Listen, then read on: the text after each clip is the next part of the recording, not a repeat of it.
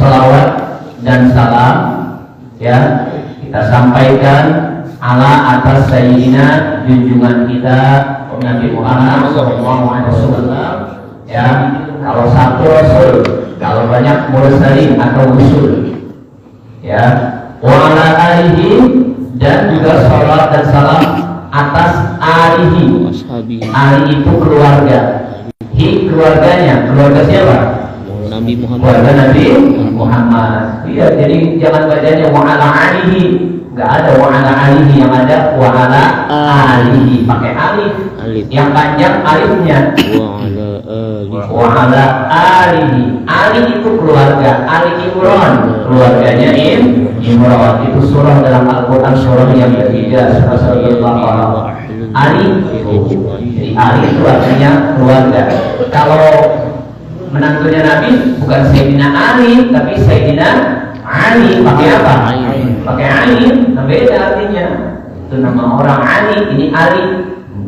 Ya, namanya gitu. Siapa itu? Ali, anak Bang Ali katanya. Ya, wa ala alihi, dan atas keluarganya, wa sahbihi, dan sahabatnya. Sahabatnya siapa? Sahabat Nabi kita Muhammad sallallahu alaihi wasallam ajma'in, seluruhnya semuanya. Wattabi'in lahum bi ihsan ila yaumiddin. Wattabi'in, tabi'in itu artinya pengikut. Ya, yang mengikut tabi'in. Ngikutin siapa dia? Sahabat itu ngikutin Nabi. Nah, tabi'in ini ngikutin sahabat. Jadi generasi yang hidup setelah sahabat yang beriman kepada ajaran agama Islam namanya tabi'in. Nanti di bawahnya ada lagi namanya. Kalau tabi'in itu di Fatihah, wattabi'in, wattabi'in, tabi'in. Ada tabi'in, ada tabi'in, tabi'in. Pengikutnya para tabi'in. Jadi Nabi, sahabat, tabi'in, tabi'in, tabi'in. Dua kali. Tabi'in, tabi'in. Tabi'in itu urutannya ke agama. Ya, kita belajar agama dari siapa? Dari Nabi Muhammad. Nabi Muhammad dari Nabi Muhammad pertama. Ya, kemudian dilanjutkan para sahabat. Sahabat dilanjutkan kepada tabi'in. Sahabat itu orang yang hidup bersama Nabi, ketemu Nabi dan beriman dengan ajaran Nabi. Kalau dia enggak beriman dengan Nabi, dengan ajaran Nabi, meskipun dia hidup zaman Nabi, dia bukan sahabat. Begitu juga, dia ketemu Nabi tapi hidup di zaman Nabi, bukan sahabat. Contohnya salah satu Uwais Al-Qarni. Tahu Uwais Al-Qarni? Orang yang doanya paling manjur, yang sampai Sayyidina Umar disuruh minta sama Nabi datang untuk temuin Uwais Al-Qarni. Dia nggak ketemu Nabi, tapi dia hidup di zaman Nabi. Namanya dia bukan apa? Bukan sahabat. Jadi sahabat itu mereka yang hidup di zaman Nabi kemudian beriman dengan ajaran Nabi. Ya, lahum bi ihsan ila yaumiddin. Bi ihsan maknanya dengan apa? Dengan keimanan. Ya. Jadi ngikuti para tabi'in dengan keimanan ila yaumiddin, sampai hari kiamat. Ya. Ya, Allah alam, kita bedah dulu Pak. Kita lihat dari Bismillahirrahmanirrahim. Saya cuma ngingetin aja Pak. Ini Bismillahirrahmanirrahim dalam mazhab Syafi'i, dia termasuk dalam bagian suratul Fatihah. Makanya salah satu syarat mutlak kita sah sholat ketika Fatihah kita benar. Dan salah satu syarat mutlak Fatihah kita benar adalah memperhatikan tasbih. Memperhatikan tasbih. Apa itu tasbih? Sijah. Yang menandakan huruf itu ada berapa? Dua. Ada dua, double. Ada al yang pertama, jadi hurufnya yang pertama mati dulu. Yang kedua huruf itu. Maka agak keliru kalau bacanya, ngajarin anak-anak kita yang baca doa Bismillahirrahmanirrahim, Bismillahirrahmanirrahim, Bismillahirrahmanirrahim. Itu gak ada tasbihnya, hurufnya kurang. Mestinya bagaimana? Bismillahirrahmanirrahim. Jadi pertama al, la, itu dua. Al, ros, al, ri, itu dua. Itu penting. Satu lagi ada 14 Fatihah. Bismillahirrahmanirrahim. Orang tua ngajarin seperti dulu Pak.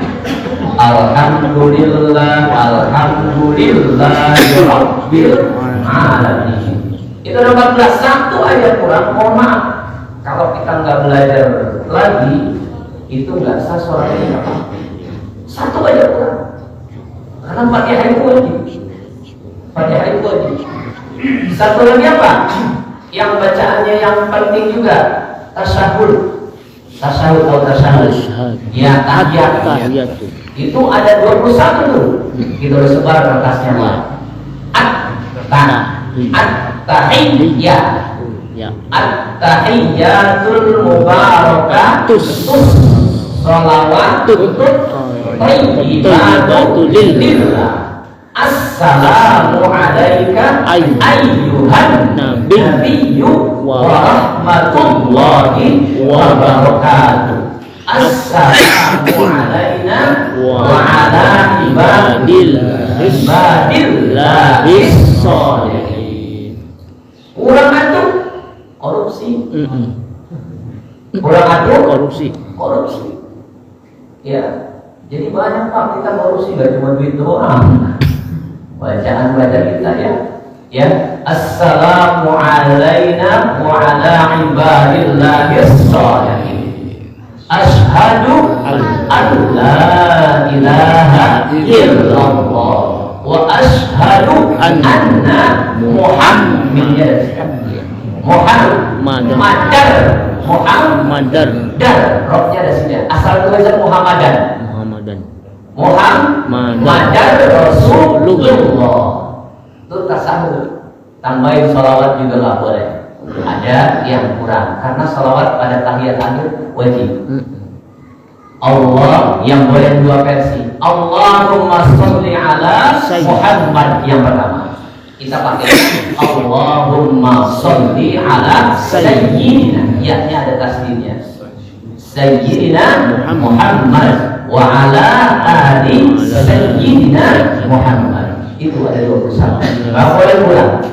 Pengajian itu yang menjadi catatannya ya. Ini ya. Jadi ini yang menjadi catatan kita ya. Bismillahirrahmanirrahim. Alhamdulillahirabbil alamin. Ya. Wassalatu wassalam ya, salawat dan salam. Jadi kita minta salawat dan salam kita itu disampaikan kepada Nabi kita Muhammad SAW. Karena kita itu nggak selevel sama Nabi, kita nggak bisa ngomong langsung kepada Nabi. Minta Allah yang menyampaikan salawat kita kepada Nabi. Makanya selalu salawat kita dilalui dengan dua kata. Yang pertama Allahumma, yang kedua sallallahu. Allahumma, semoga Allah menyampaikan salawat kami kepada Nabi Muhammad sallallahu, sampaikan salawat kami ya Allah kepada Nabi Muhammad, salam kami kepada Nabi Muhammad ya itu sudah ya, itu kita bedah ya Pak sekarang. Baik Pak, ini silakan mencatat-catat, melihat kitabnya sudah dulu. Nah jadi kitab ini adalah kitab yang berisi tentang bahasan fikih. Walaupun nanti ada juga ini di awalnya ini tauhid, itu nanti tauhid, ya kemudian ada fikih, kemudian satu lagi nanti ada akhlak tasawuf,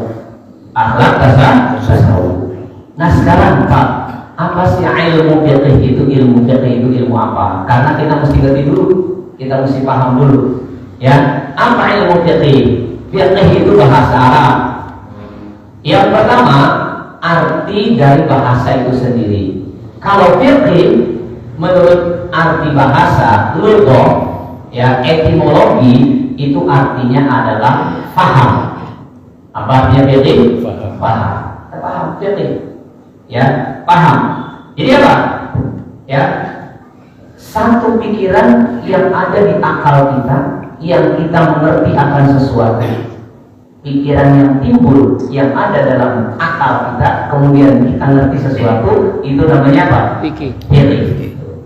Secara terminologi yang itu fikih. Secara bahasa. Paham. Ya, ngerti itu fikih. Sekarang kita paham. Nah, sekarang apa yang kita pahami? Ya, apa yang kita ngerti? Karena begini Pak, itu ada di atas. Itu di atas. Catatannya itu hadis tadi. May yuridillahu bihi khairan yufaqihu fid din. Di atas siapa, di atas Pak? Ya, May. Siapa saja yuridillahu ridhonya. yang Allah kehendaki bihi dengannya pada orang tersebut khairan akan kebaikan. Yang menarik apa khairan di sini? Khairan di sini kebaikan adalah maknanya mati dalam keadaan membawa iman dan Islam. Karena itu kebaikan tertinggi. Jadi bukan baik biasa-biasa aja. Kita tahu kebaikan yang kita harapkan pada puncaknya adalah mati dalam keadaan husnul. Itu bagaimana sekarang ini?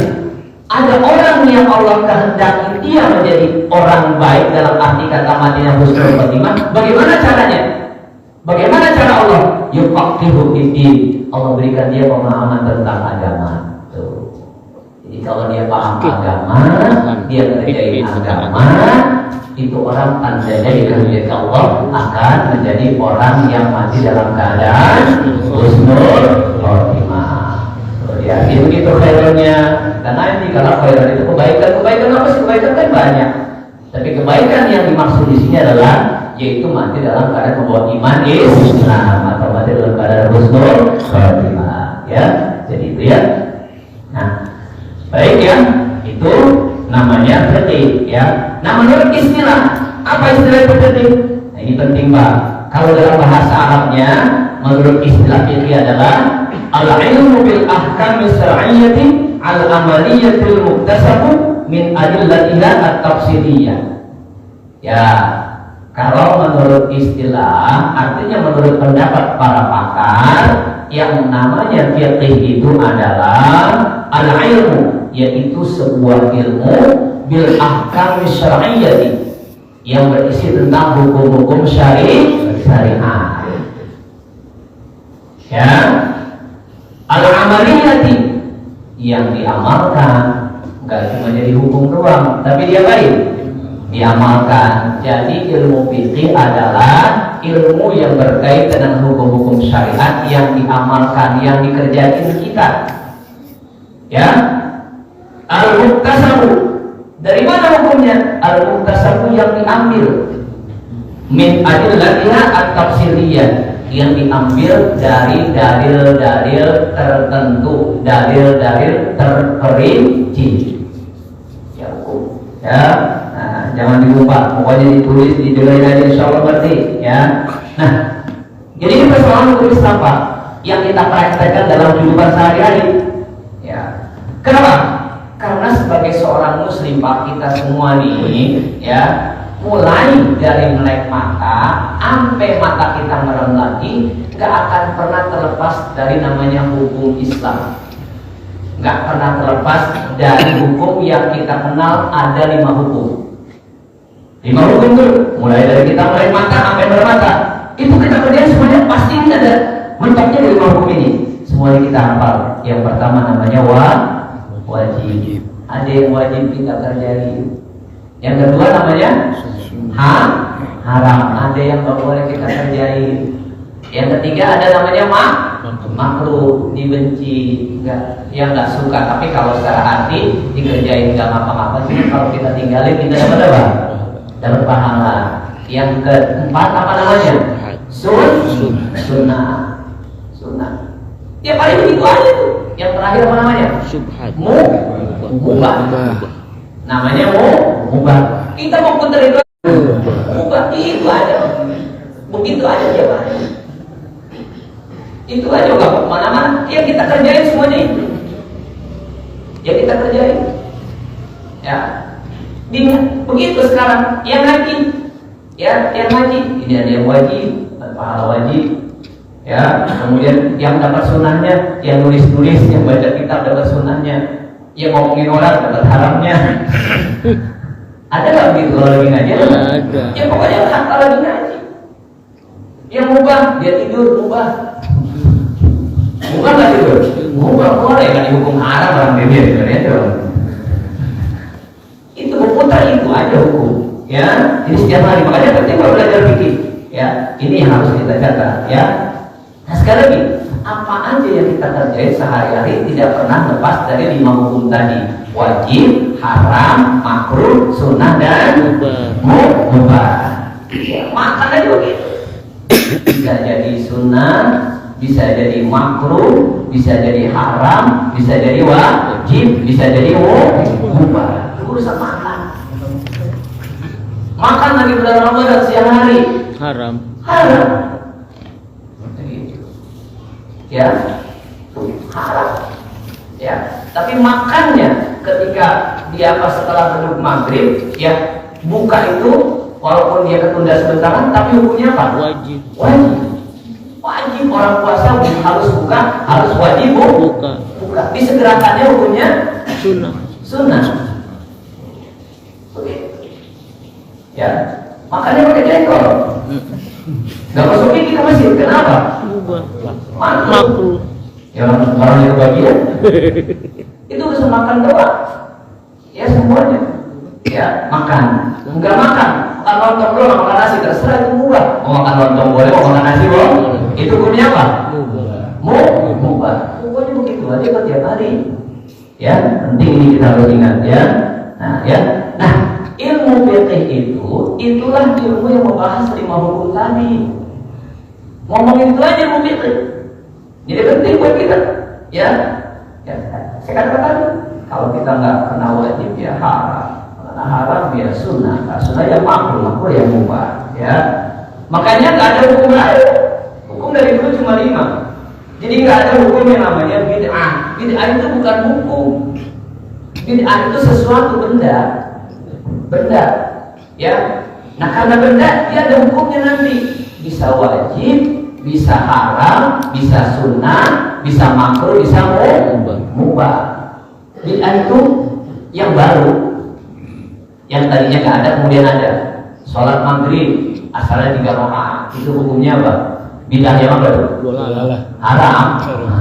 Haram. Ya nanti jadi sesat katanya dolar. Ya. Nggak ada itu. Nah ini sebenarnya dibahas dalam ilmu fikih. Kemudian, ya, dalil-dalilnya dari mana? Dalil-dalilnya ini dari yang tertentu khusus. Kayak misalnya soal nabi soal itu ada dalilnya, soal puasa ada dalam Al-Quran, jelas dalilnya. Kalau ada dalam Al-Quran, nanti ada dalam hadis nanti itu dalilnya. Itu yang ya. Cuma kalau dia dalilnya jelas, dalilnya misalnya dari Al-Quran, dari apa? Ya dari hadis. Nanti ada satu lagi Pak yang sering kita dengar namanya usul fikih. Kalau usul fikih dalilnya dari umum. Apa? Diambil dari asal kemudian dikembangkan. Misalnya usul fikih itu punya kaidah, ya ada juga nama usul fikih. Kita pakai usul fikih penting. Misalnya al-masaqatu tajlibut taisir. Kesulitan itu akan mendatangkan kemudahan. Contohnya apa? Orang pergi, ya perginya 2 marhalah 90 km lebih. Dia nggak bisa berdiri setiap masjid buat sholat. Ternyata dia malah diberikan keringanan. Bisa sholatnya digabung. Dia apa namanya? Jangan dulu. Dia lain. Jangan. Bahkan nggak cuma di Jawa Tengah bisa lain. Yang 4 dari berapa? Itu kaidahnya nanti itu usulnya itu. Ya. Orang apalagi misalnya ya sholat itu kalau sholat wajib hukumnya wajib berdiri, rukunnya wajib berdiri. Kalau sholat wajib, kalau dia bisa berdiri dia kemudian sholatnya duduk, sholatnya nggak sah. Tapi kalau dia bisa berdiri baru dia boleh namanya enak duduk. Masakan al-masak baru tadi kesulitan mendatangkan kemudahan. Orang pergi capek jauh, tak kuat puasa dulu jangan. Kalau sekarang apa? Ya, kalau sekarang sebenarnya kan menjadi perdebatan ulama. Ya, tapi tetap aja yang pakai adalah perjalanannya, bukan masalah, bukan kesulitan. Ya, orang naik mobil atau orang naik motor pergi katakan ke daerah Jawa Timur, capek nggak dari daerah motor? Capek nggak?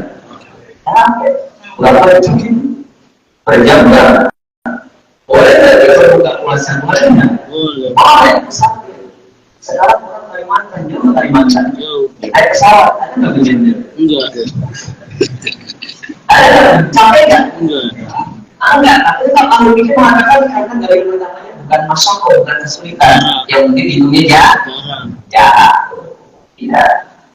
Yang pakai darah boleh, yang pakai kesulitan, ya boleh nanti aku puasa silakan. Tapi yang pakai darah, ya begitu. Terpilih. Tapi ada banyak umumnya tenang aja ya. Itu namanya usul jadi. Apalagi ada yang tidak biasa makmur. Keadaan darurat itu membolehkan apa? Membolehkan hal-hal yang dilarang.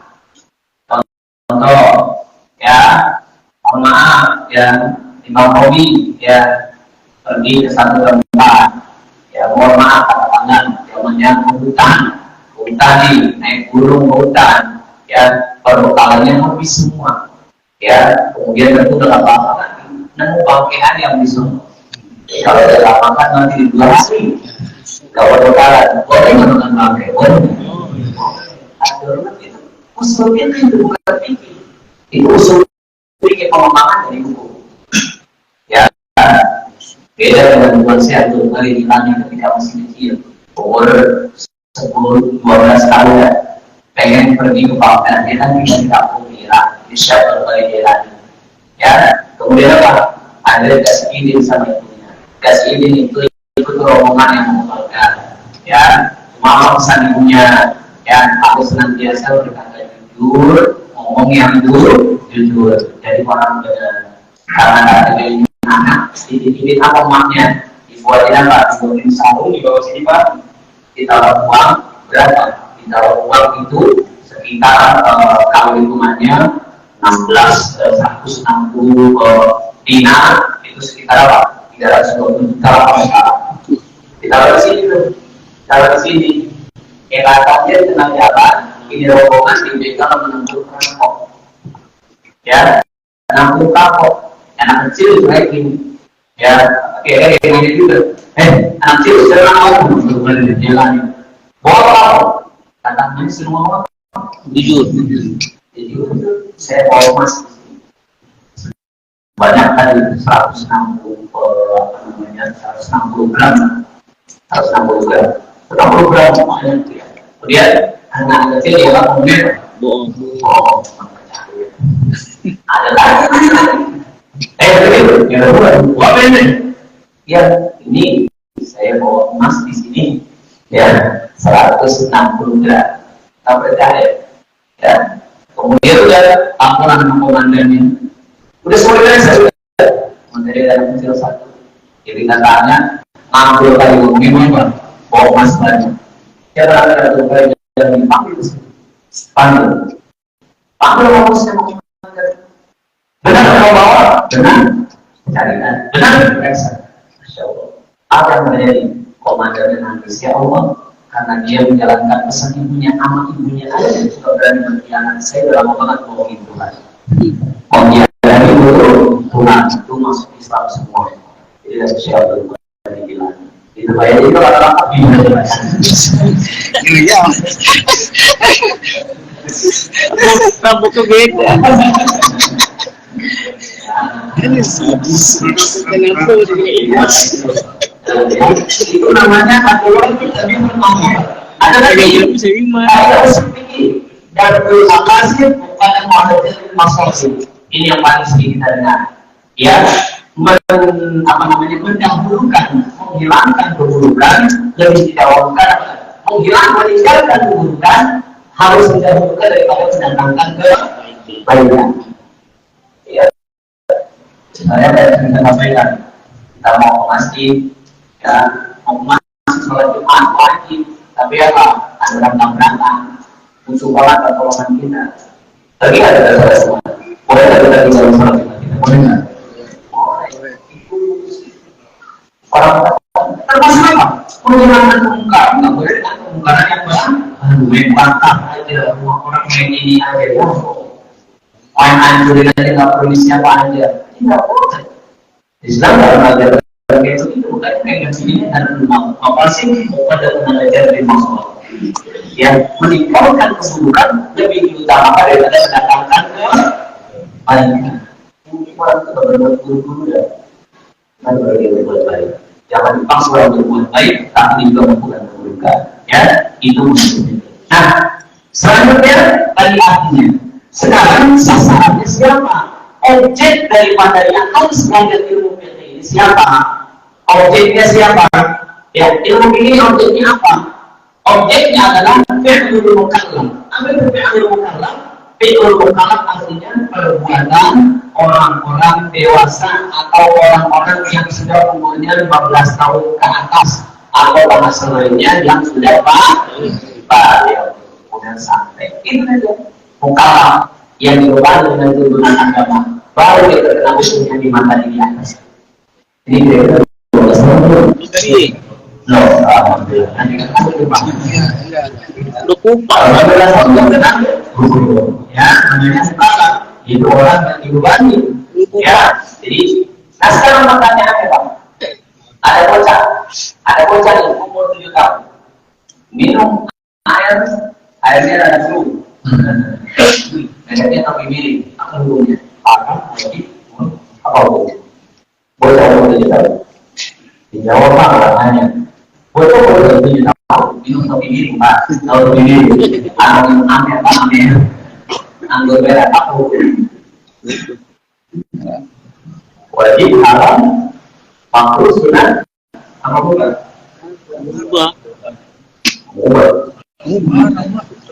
Arab. Makanya pikirnya kan belum masuk dia. Nah, apa urusan menjawabnya? Ada hukum. Belum ada hukumnya. Nah, kita ke depan. Yang pertama orang yang berapa? Udah dewasa. Kalau dia memabukkan, itu nggak dosa. Kita ingetin. Kalau anak kita dengan sholat 7 tahun dosa sebenarnya dosa. Dosa kalau kita dosa. Dosa menjawab dosa harus hidup. 5 tahun 7 tahun belum ada dosa 15 tahun. Dosa enggak.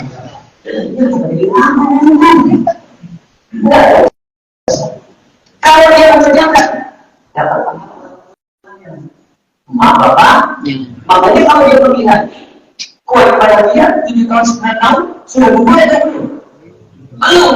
Tapi bolehnya berbeda. Boleh. Siapa yang paham ajaran tuanya? Aja kita sholat. Tapi kalau mereka tidak sholat itu sama apa? Belum ada. Belum. Kalau nggak belum kena hukum. Ini kita hukum wajib. Sunat aku buat itu yang sudah mukallaf, yang sudah 15 tahun ke atas. Cuma jangan beranggapan bagaimana tahun ini menjadi jadi orang-orang kalau dia perbuatan munkar, apa munkar? Munkar itu sesuatu yang tidak wajib, harus diberi penjelasan. Ya, harus diberi penjelasan. Kalau di luar negeri kan dibalik. Kalau negeri kan yang 17 tahun boleh mana? Oh, boleh minum kerasan itu ya? Ada minum katanya boleh. Tapi kita ibarat bisa. Kalau cinta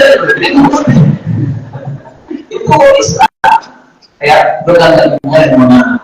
Secara catatan ini juga dihukum sebagai orang yang melakukan perbuatan dosa. Belum ini pengertian, jangan juga menjadi boleh mau. Ya, ini bicara soal karena sekali lagi yang tertanduri maupun tadi dalam mukallaf yang 15 tahun ke atas atau yang sudah balik, ya orang yang sudah balik dan paham. Ada lagi yang memakai hukumnya wajib, haram, dosa, baru yang memakai apa hukum? Ada hukum kenapa? Karena dia gila, ini antara konsentrasi diangkat hukum itu terhadap 3 orang. Orang ini 3 apa yang dulu paham. Satu siapa? Al-Sari yang pertama anak kecil hatta yang berbeda sampai dia balik. Belum ada hukum besar, belum ada hukum ada paham. Padahal dia kemudian ibaratnya sholat dan paham itu ya, jadi kita tahu Pak. Apalagi yang kedua, wa'anil madlihat dari akil. Orang gila sampai akalnya sehat. Yang satu lagi siapa? Orang yang melihat supaya orang itu sampai dia bangun. Ya, orang tidur nggak kena hukum. Ya, orang tidur boleh tidur ya. Yang kedua, dari yang pertama dari siapa? Anak kecil sampai dia balik. Yang kedua orang gila sampai dia sadar. Yang ketiga orang tidur sampai dia sadar. Ya, itu hukumnya. Ya. Nah sekarang itu yang pertama definisinya tadi sudah jelas bahwa kita belajar fisik untuk memahami pekerjaan kita, mana yang halal, mana yang wajib, mana yang haram, mana yang rumah, mana yang sunnah. Objeknya siapa yang mesti belajar, siapa yang mesti ngerti, siapa itu orang-orang yang salah, yang nanti dihitung sudah masuk dia dosa atau tidak, dapat pahala atau tidak. Nah selanjutnya yang ketiga, manfaatnya apa kita belajar fisik Pak? Ya manfaatnya apa? Ini bisa yaitu mengampukan perintah Allah Subhanahu wa taala dan meninggalkan larangan Allah. Kan itu kita dari masalah. Kita mesti tahu mana yang mesti kita kerjain, mana yang nggak boleh dilakukan. Jadi itu manfaat dari belajar ilmu fikih. Ya, dan menjadi pribadi-pribadi yang bertakwa. Ya yang bertakwa, ya orang takwa sih mau taat sama Allah. Udah paling enak itu taat sama Allah. Ya itu udah paling luar biasa orang-orang yang ini bertakwa. Ya ini kalau kita makanya orang bilang pokoknya ente nggak boleh mati. Ya orang menuntut nabilah untuk menjadi tetap jadi orang Islam. Bagaimana caranya dia tetap mati dalam Islam dengan perintah di depannya?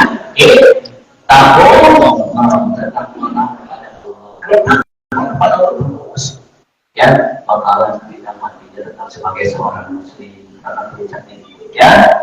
Jadi itu yang namanya manfaatnya ya. Dan kita bisa kerjain perintah. Kita tahu di namanya sholat bagaimana, puasa bagaimana ya, puasa yang sah mesti bagaimana, sholat yang baik bagaimana juga. Yang keempat keutamaannya ya, keutamaannya ini. Pertama dari belajar logika adalah apa? Mengantarkan ibadah kita diterima Allah Subhanahu wa taala. Kalau kita nggak belajar ini, kita nggak perlu sholat. Kita tidak mau sholat, dua rakaat sholatnya bagaimana? Cara belajar sholatnya itu yang dikenal namanya ilmu fikih. Ya, diajari dari pakaiannya. Ya, jangan sembarangan. Ya, pakaian yang benar, sujud yang benar. Ya, hukum yang benar ya. Jadi orang sholat itu kalau dia bisa berdiri wajib berdiri, kalau nggak bisa berdiri malah maju duduk, nggak bisa duduk apa tidur apa tidur nih kalau sono dalam kalau tentang itu jadi masih bisa nggak sah ya, nggak sah sholatnya. Urutannya begitu nggak bisa pindah, urutannya harus urutan, ini bukan pilihan, tapi urutan. Ya, kita tahu ya, tahu ya. Namanya kita belajar ilmu fikih ya. Di ibadah kita ini mau semangat. Nah ini juga kemudian yang menjadi syarat mutlak agar ibadah kita diterima Pak. Sudah selesai Pak. Kalau kita lihat anak kecil ya naik sepeda belajar dia jatuh, kita tahu ini apa kita gini Pak. Kita tahu kita tampilin kita gini aja Pak. Kalau tidak jelek naik sepeda kita maklumin ya. Kita maklumin ya. Maklumin. Namanya juga bocah masih belajar. Bapak masih belajar masih ngaji. Insya Allah Pak ibadah itu diterima Allah Subhanahu wa taala. Saya masih ngaji. Ya Allah. Makanya saya sudah belajar. Aku belajar tidak. Udah bisa ya. Udah bisa begitu.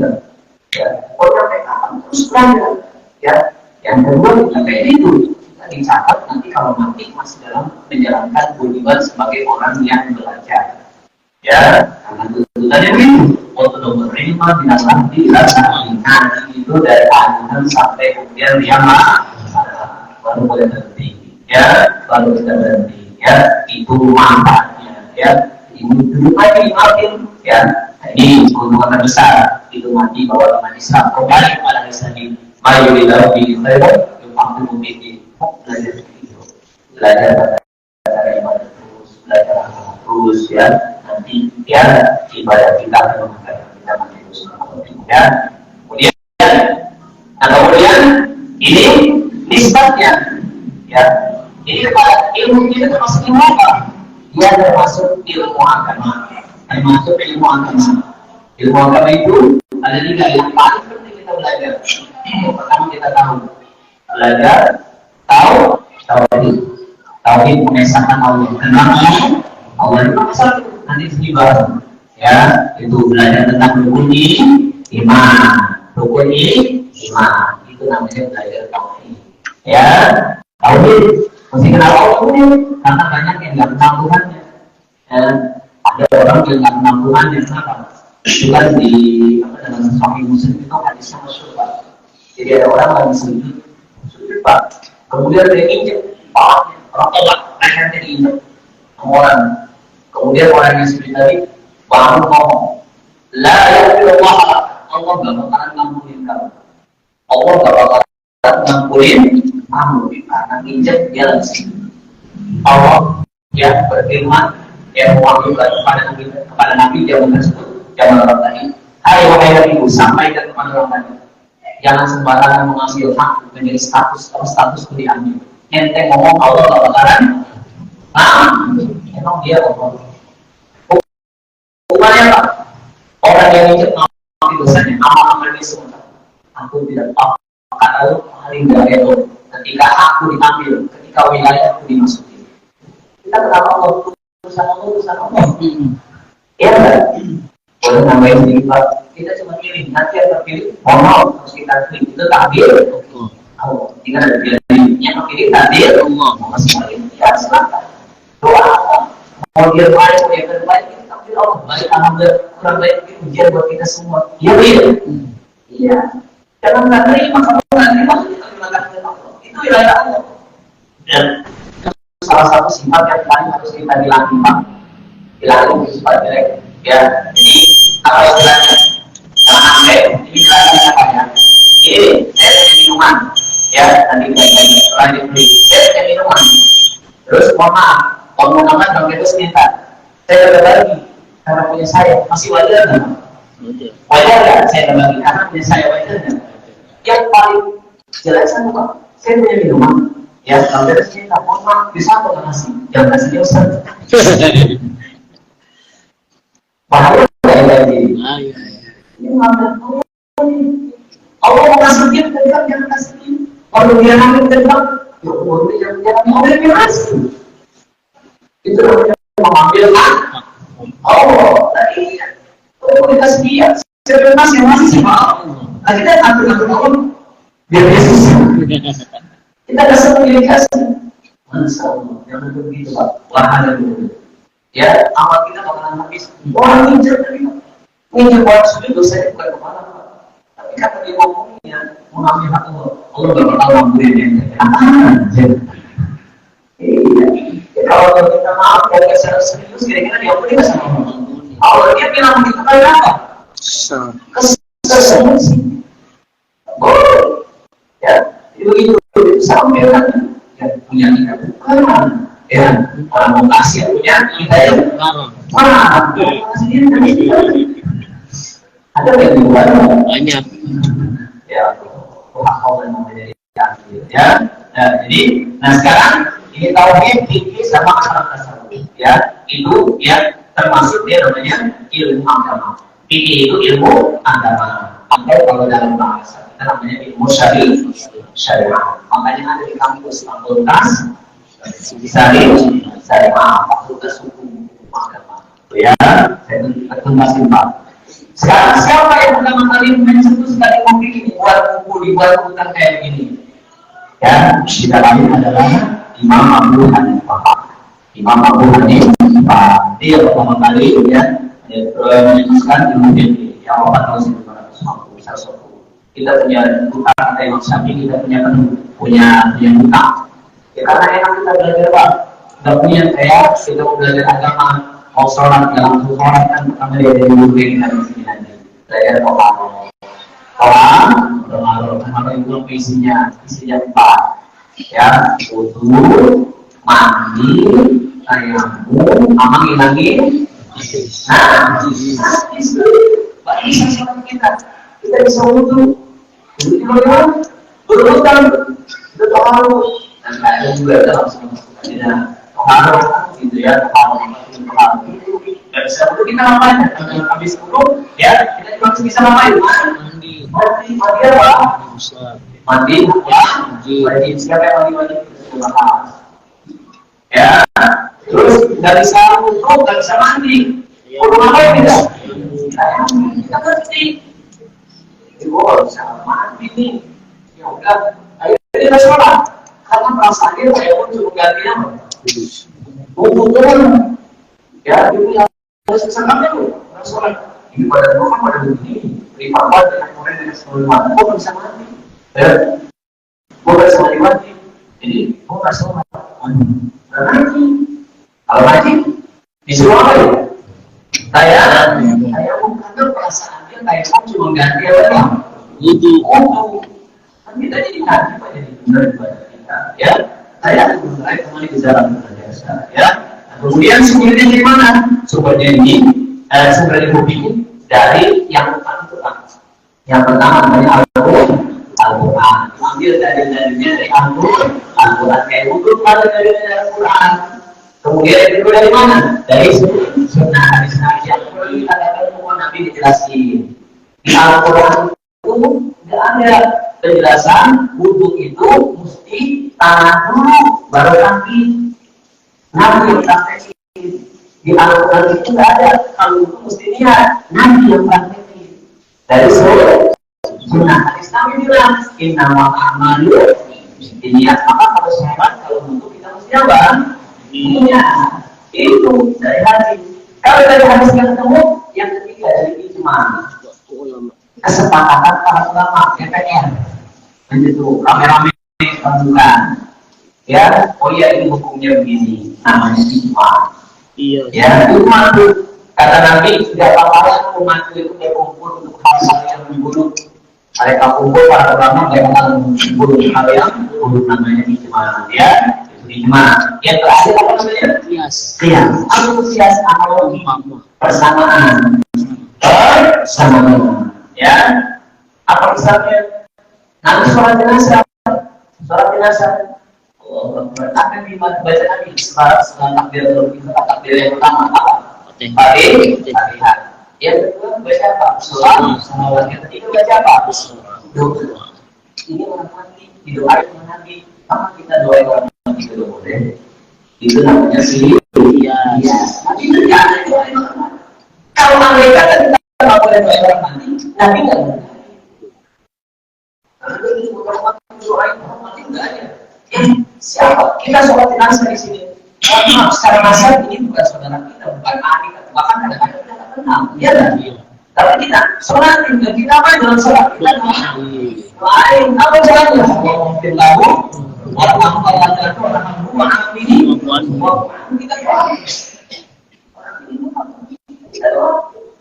jadi itu namanya kias ya hukumnya semua sudah ada jadi nggak ada kasus baru tinggal kasus baru itu hukum yang ada hukumnya disediakan ini bedanya Pak bedanya sama manusia itu ada kejadian dulu yang dibuat dulu tapi kalau Allah agama semuanya sudah disiapkan hukumnya tinggal baliknya kemana ada semuanya tinggal balik hukumnya ya itu namanya asal terakhir apa hukumnya dari ilmu fikih hukumnya fardu ain wajib bagi semua fardu ya fardu ain nggak boleh belajar semuanya belajar ya kemudian ya ini fikih ini ada banyak ada fikih ibadah ada fikih ibadah apa itu namanya sholat apa lagi puasa apa lagi haji apalagi kurban dan seterusnya itu fikih ibadah ada lagi nanti namanya fikih apa fikih muamalah urusan dagang